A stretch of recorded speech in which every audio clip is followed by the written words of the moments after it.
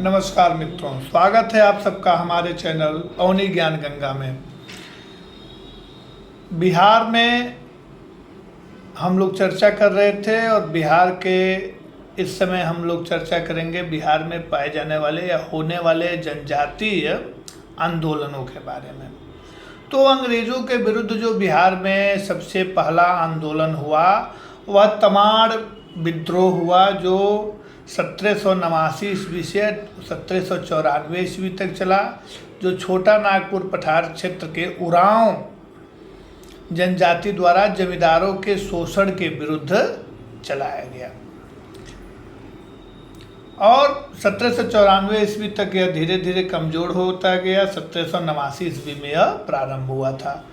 उसके बाद जो दूसरा सबसे बड़ा विद्रोह रहा वह चेरों का विद्रोह रहा। 1771 ईस्वी से 1802 ईस्वी तक पलामू क्षेत्र में और उसके आसपास के क्षेत्रों में जमींदारों को अपने नियंत्रण में रखने के लिए अंग्रेज़ों ने पलामू के दुर्ग पर अधिकार करने की योजना बनाई और इसी के विरुद्ध में यह आंदोलन चला था, चेरों का विद्रोह। उसके बाद जो आता है जनजाति विद्रोहों में कोल विद्रोह।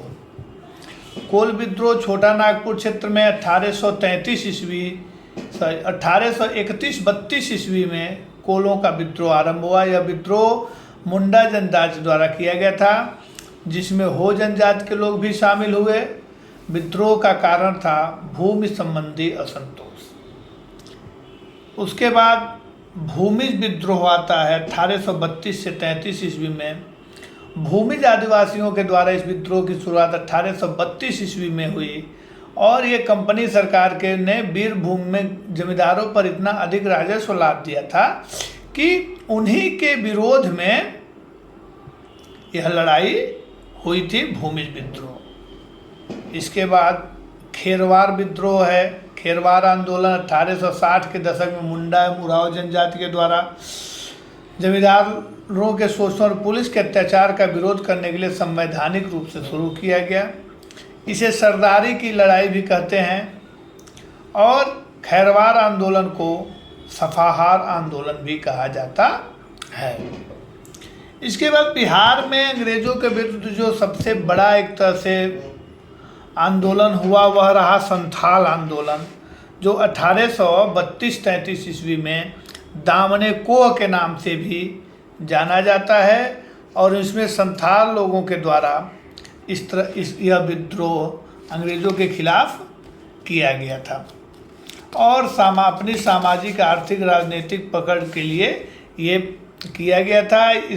इसके जो नेता थे, यह विद्रोह 1855-56 में सबसे भयानक रूप लिया था और इसके जो नेता थे सिद्धू एवं कान्हू थे और इसके कारण जो था वह था सरकार का या जमींदार और साहूकारों के शोषण अत्याचार के साथ ही पुलिस का दमन, और परिणाम ये हुआ कि अंग्रेज़ों ने इस आंदोलन को बलपूर्वक दबा दिया। इसके बाद का जो आंदोलन सबसे प्रमुख आंदोलन मिलता है वह मुंडा जाति का आंदोलन मिलता है, बिरसा आंदोलन के नाम से। यह जनजाति विद्रोह सबसे संगठित और विस्तृत विद्रोह 1899 से 1900 ईस्वी के बीच चला।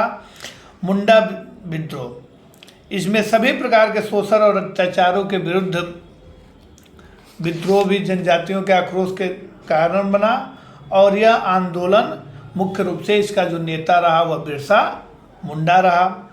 बिरसा मुंडा ने नारा दिया, कटोंग बाबा कटोंग, साहेब कटोंग कटोंग, रानी कटोंग कटोंग, अर्थात उसने अपने आप को स्वयं को भगवान का दूत घोषित किया और उसने कहा कि भगवान ने उसे गजब की ताकत दी है।